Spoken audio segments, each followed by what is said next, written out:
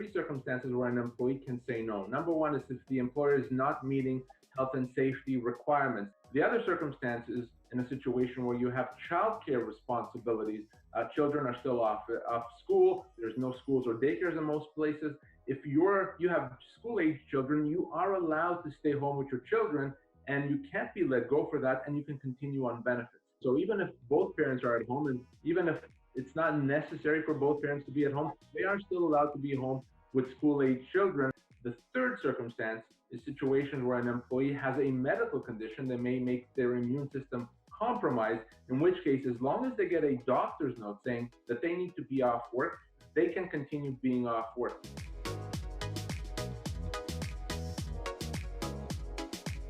They may be considered to have resigned, which means they would lose their job. And in addition to that, they would then be disqualified from getting any government benefits like the CERB. So the end result potentially could be no job and no income. So employees do have to be very careful here, not to simply decide, I don't want to go to work.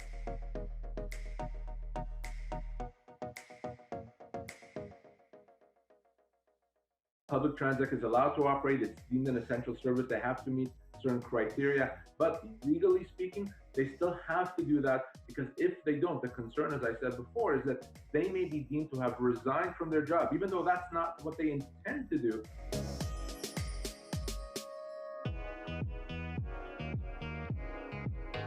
Unfortunately not, and that's exactly the type of case where an employee should have that discussion with their employer.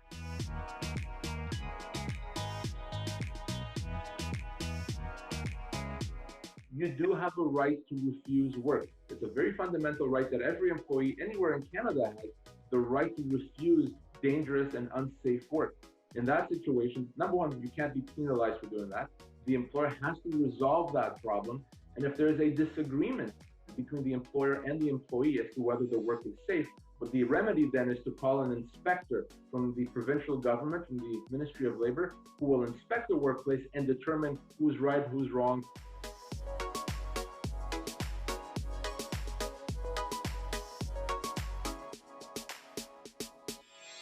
An employer still has a right to run its business.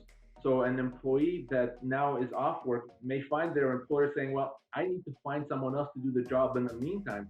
So there may not be a job available to that employee when they come back. So they're not being punished. It's simply the reality of the employer having to run its business. We call that a termination without cause, meaning the employer would have to pay the employee their full severance.